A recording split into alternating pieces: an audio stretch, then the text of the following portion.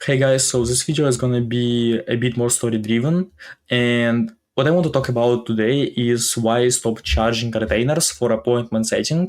And I think it's gonna be a bit controversial because actually 95% of agencies in appointment setting, B2B appointment setting, B2B lead gen, B2B cold outreach, they charge retainers. So I'm gonna walk you through like my kind of story, my process, and give you some context as well to see how it was for me, basically. Yeah, let's dive it in. So I ran an appointment setting agency for 2 months, and it was like before what I'm doing now. This was kind of like previous business model. Let's label it this way. Wow, my handwriting is not better since my last video. Previous model. Yeah. I was running this model for 2 months.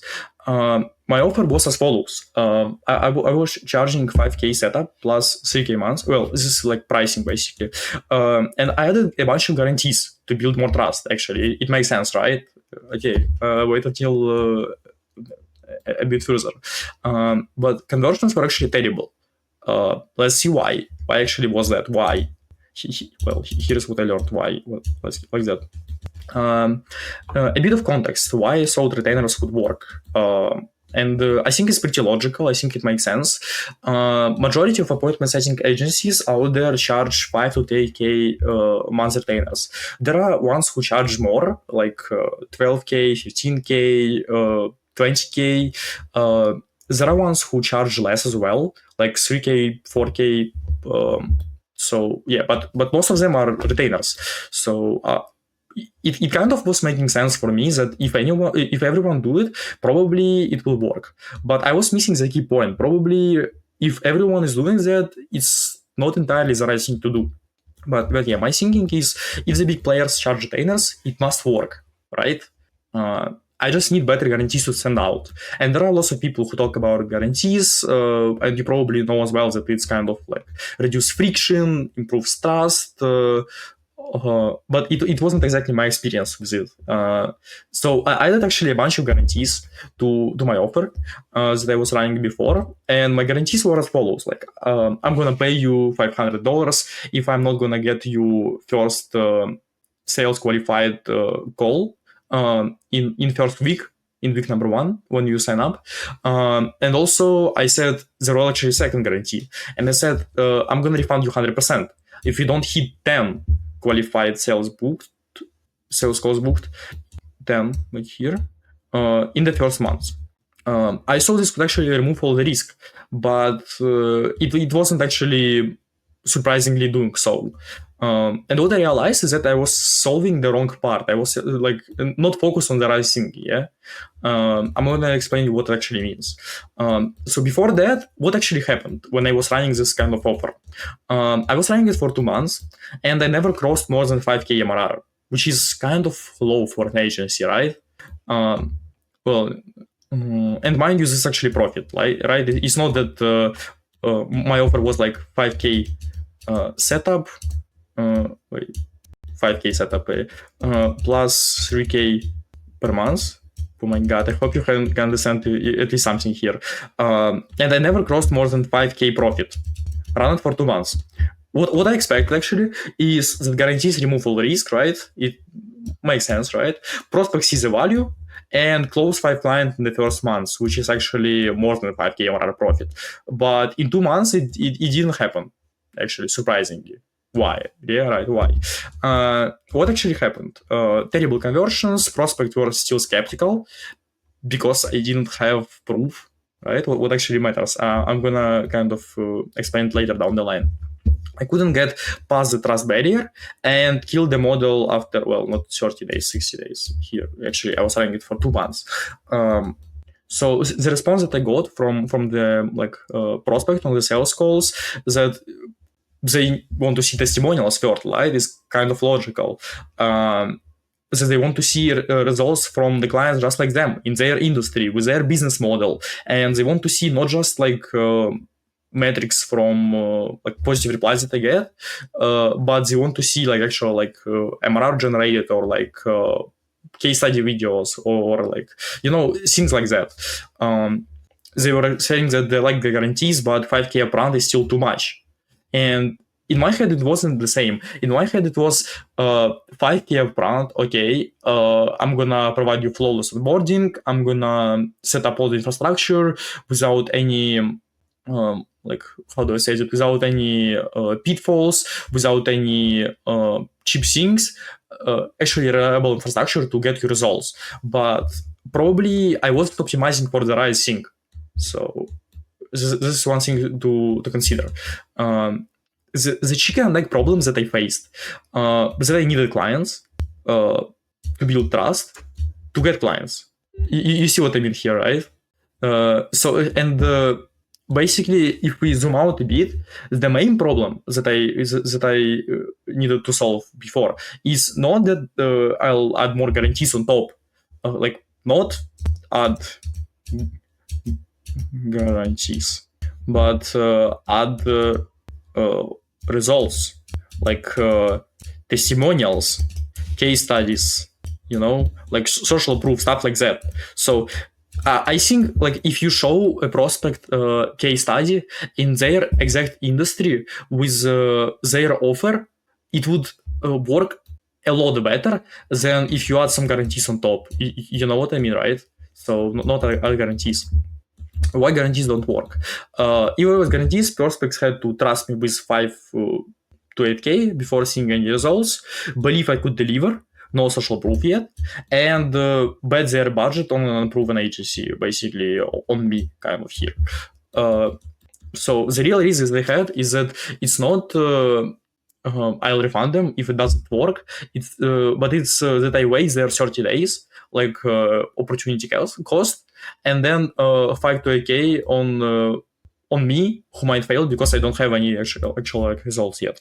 Without dozens of testimonials from previous clients, people don't believe you. It's basically the fundamental truth that I kind of learned, even with guarantees. So yeah, the core problem with retainers is that clients pay upfront, agency get paid without of results, and all risk is on the client, which is kind of fine if you have a bunch of testimonials, as I mentioned. So if the risk is on the client, but you have a bunch of testimonials, they believe that you can deliver. But if you don't, which is kind of the position where I was in, then it doesn't matter, and guarantees doesn't solve the problem. It's not like the solution to the equation. And now let's see what I'm doing now instead, what I actually changed and what I found results with, what I found work better. So after killing the return model, I thought, what if I only got paid when I actually deliver results, right? So I had my skin in the game, and it was kind of in the beginning. I also was saying that I would pay you like $500 if I don't deliver meetings in week 1 and stuff like that. But here's the difference, that I don't have any profit before I actually deliver results. So it's a lot better way to add your skin in the game, to make the prospect actually trust you when you don't have lots of testimonials. So the new model right now that I'm running, and which already outperformed the last one, is no retainer, no upfront risk, pay only when meetings show up, right? Sounds even simpler, right? That's it. That's the point, actually. So right now the pricing works as follows. It's basically $1,500 one-time setup to cover all the real infrastructure costs, like setting up domains, inboxes, scraping data, finding work emails, validating emails. So essentially, the thing is that it would cost even more if the business that is trusting me with that would run it themselves, because I can actually exploit economies of scale because I work with different clients and more than one client. I can buy all of that cheaper. So if they would do it themselves, it would cost like $2,000, So if they already committed to do outbound, then it would be like even more for them. And it's the same with point 2. $500 per month tool fee covers platform cost at cost, not profit. So essentially, it's a tech that I'm running, like what I mentioned, like Lead Magic, like Prospio, ICPs, Instantly, all stuff like that. Google Workspace, mailboxes. But the thing is that 500 per month tool fee is not enough even to cover all of that. I will be still working at cost, which essentially put my skin in the game even more. And if I don't deliver meetings in month one, I'm going to be actually losing money and not profiting. Which means if I don't deliver results, I would need to actually get better before taking on more clients. So it's a thing that helps me a lot to get more clients, basically. And the core thing that I'm actually profiting from is 300 per qualified meeting. Decision maker shows up to a call, and it's specific for each client that I'm working with, but 300 per qualified meeting was the thing that actually worked for me. Yeah. So it doesn't count target kickers, it doesn't count people who didn't show up to a call, it doesn't count non-decision makers. So, for example, let me give you an example. If you're selling some tech platform to DevOps leaders, like, CTO, for example, if you're ICP CTO and who can be like CFO jumps on a meeting with you, or like CRO, probably he's not qualified decision maker for you. Then it will not count, basically. Then you don't pay. So yeah, basically how it works in short. The key difference is that before they were paying for regardless if I deliver results or not, and here my clients are actually paying when I deliver results only. So I hope it does make sense. Before, clients take all the risk, and now I take the risk. If I don't deliver, I run at loss, which works actually. It actually works. Just a spoiler. Why this works? My incentives equals your incentives. I actually want to make it work as much as you do. Yeah, actually. And no trust needed upfront, even so I have some case studies as well right now, and you probably have seen it already on my channel. And clean, verifiable, easy to check. Yeah, why pay-per-meeting is only a clean model? Because revenue share and pay-per-client doesn't work. It requires CRM access, constant back and forth with aggregation, trust issues, no control over sales skills. And the pay-per-client model is the same. Per-meeting model actually flips all of that and doesn't require any stuff of that. That's why I chose it. Clear separation between my job and your job. That's kind of the key part. Clean separation, yeah. So how it compares to my competitors? There are actually kind of three, not most well-known agencies, but like a few that I can outline right now, which have different business models. And that's why they're great to kind of mention, because agencies like Empire, for example, why is different? They charge huge base, which they profit a lot from, and then they profit even more on a performance basis. So basically, it's called base plus performance, and it's good model, but that's basically, you see how it's different from mine. Then agencies like Belkins, it's 5 to 15 months retainer, which I mentioned already before, why this didn't work for me. And then there are Leadbird, paper meeting ready lead, which is very, how do I say it, very, very vague. And I don't really understand what the meeting ready lead means. Decision maker says I can jump on a call, but then he just ghosts you and you pay for that. Maybe it makes sense for someone, but it's a bit weird, right? I hope you can agree with that. So the key difference is that most agencies actually profit from the retainer, except this one. But Leadbird don't. I'm not trying to say anything bad, but because Leadbird is very successful agency in the kind of lead generation space, but it doesn't work for me clearly. So that's the key part. It doesn't work for everyone, and they have great economics to allow it, and probably they have great service as well because they have lots of customers, but it doesn't work for everyone. That's the key part that I want to emphasize, and what worked for me actually. So we only profit when you get meetings. That's kind of the key part as well, as I mentioned before. So some results that I actually have some social proof right now that I can share, and I'm not going to be running through a lot of it, but I already have this video breaking down this case study of B2B SaaS in email structure space in my YouTube channel, so you can like watch it as well as the next video. But essentially, we sent 485,000 cold emails and sign up 600. Well, not sign up, but like sign up 55 customers, and total leads, like positive replies, were 638. Direct to cold email, not sales calls, like 0 sales calls required. And campaigns are still running today. So this is actually a great client that I'm working with right now. Here is actually metrics that I mentioned right now that you could see currently. And bounce rates are very low as well, so something that you can notice. And the infrastructure that we are running for them is here as follows. As I said, I have like exact case study on my channel. I don't want to spend lots of time with it.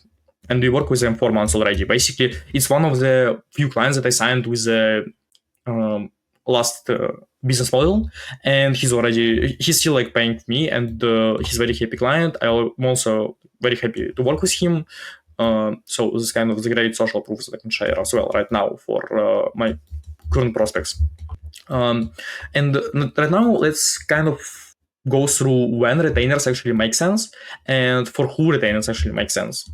So if you have 20K plus monthly budget or more, if you want to do some sort of like enterprise deals or six-figure deals, and you want to do omnichannel execution, like cold email combined with cold calling, with LinkedIn outbound, with ABM, with ads, with content, then you can go with like Belkins, they are incredible, or like C17 Lab, or Growth Engine X, or anyone basically at this price point, and who does lots of different services combined.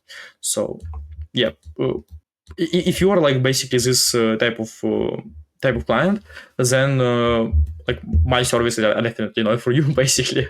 But if you are a B2B company doing 500,000 or all the way up to 3 million RRR, and you want just like qualified meetings without spending 10K per month upfront, and you want someone who does performance based, then like that's basically who we work with. And for you, my model actually makes sense because I have like maximum skin in the game. If you want to test this model, here is how it actually works. Step 1 is 30-minute growth mapping call. We discuss economics and all different sorts of numbers, like your client LTV, your deal size, your TAM, total addressable market, your SAM, so like all the basically different people that you can contact, and who's your SCP, this sort of stuff. What is your ROI on working with performance-based appointment setting agency? And here I'm not talking like exactly about me, but more of like appointment setting in general. And like this is like growth mapping call is not when I'm selling you, but when I'm actually like saying is performance-based appointment setting is for you, or it's not for you like at all, or you should probably don't do any of the stuff and you should own it in-house, or you should do lower volume, and high volume is not possible for you at all, this sort of stuff. Step 2 is if the math actually works out, we start with the following like priorities once we actually start working together. So first is infrastructure setup, that basically happens in the first 40, like, well, not even 40, like 36 hours, more like that. Then targeting strategies that we discussed together in the week 1. And then lead gen executions that basically happens in all the way up to when we get clients for you. And in short, it happens in the first month. Step 3, you only pay when meetings actually show up. So it's, as I mentioned before, $300 per qualified meeting. Qualified means decision maker matches ICP plus actually shows up. So if it sounds good for you, then link will be there, like in the description, and book a growth mapping call, and we start from here, from step 2. Would love to see if we can help you. And thank you for watching this video.